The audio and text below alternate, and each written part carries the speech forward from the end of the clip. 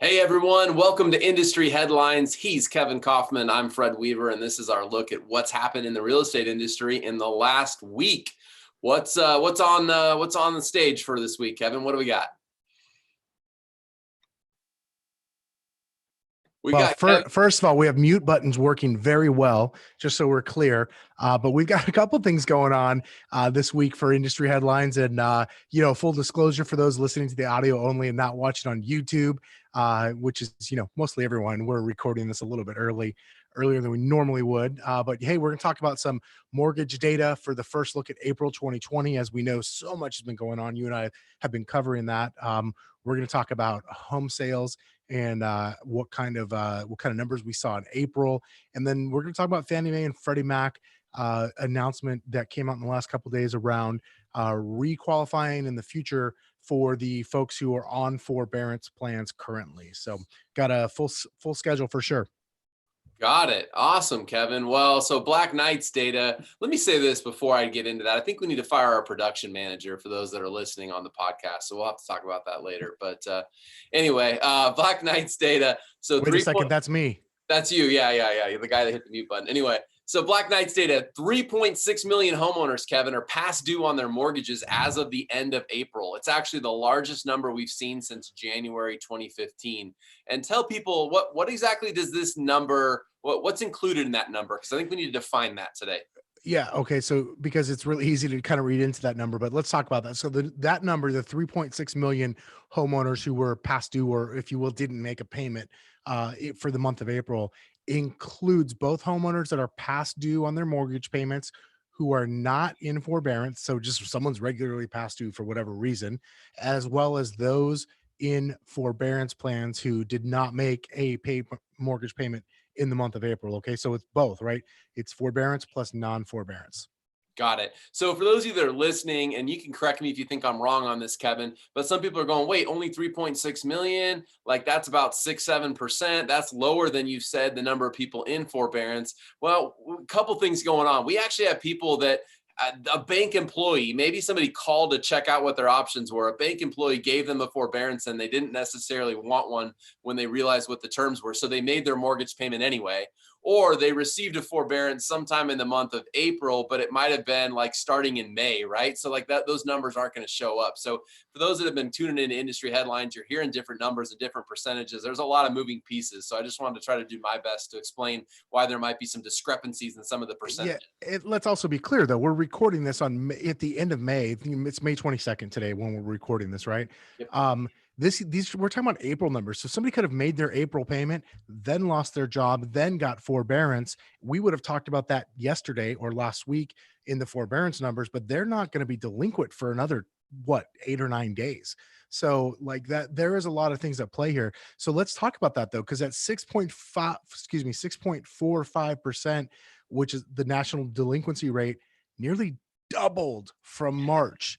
And let's be clear, doubling is big. That's the largest single month increase ever recorded, and nearly, get this, nearly 3 times higher than the previous single month record from late 2008. We all know what's going on in 2008.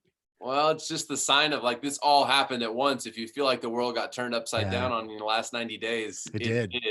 I mean, that's really what's going on here. So let's jump in. Let's talk a little bit about, so that's some mortgage data for April. Let's talk about some home sale data for April, right? So NAR says that the median price was actually boosted 7.4% in April of 2020 versus April of 2019. However, existing home sales plunged 17.8% from March.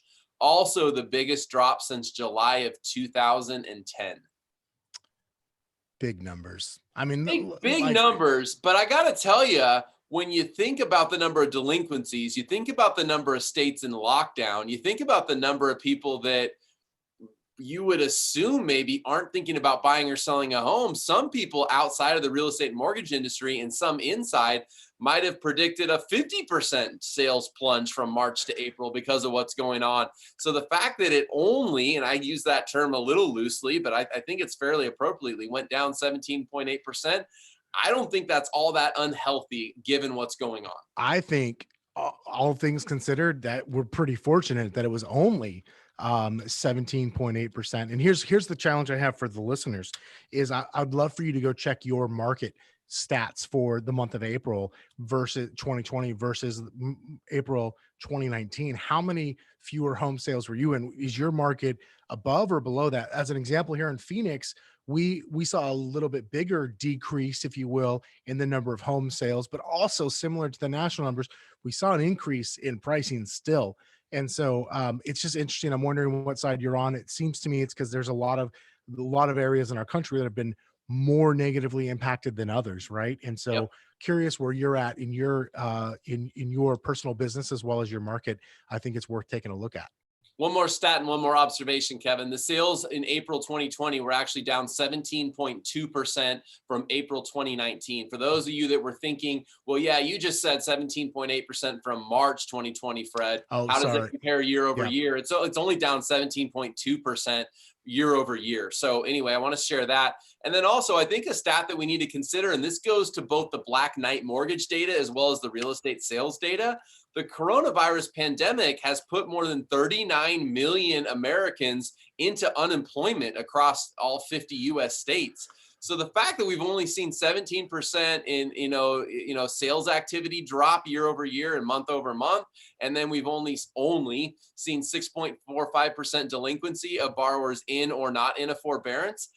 I think all things considered, like we're doing pretty well as a country.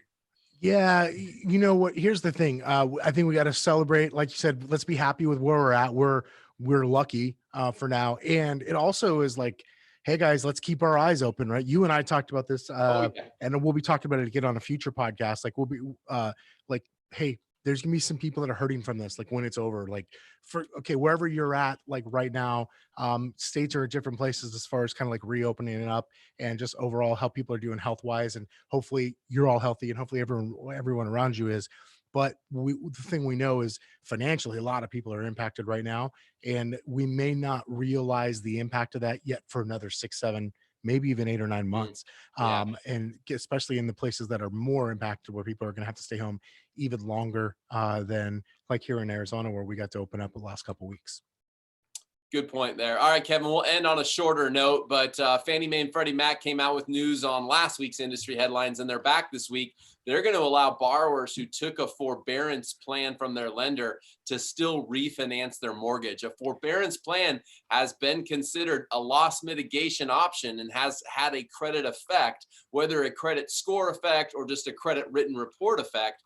And therefore, historically, this has not have been possible that you could do a refinance shortly after having a forbearance. But Fannie and Freddie have come out and said they're going to accept refinances. So I actually look at this as great news because it didn't say you Yep. had to have a Fannie Mae or Freddie Mac loan in forbearance to also receive a refi from Fannie or Freddie. Yep. I'm interpreting this, Kevin, as them saying that any of the 6 point whatever percent of borrowers Yes. in the country, well, not necessarily, that are in, I think it's 8% that are in forbearance right now, excuse me, could go to Fannie and Freddie later this year and refinance their loan if they had enough equity and had the income and had the assets and everything else. So that's a pretty cool thing.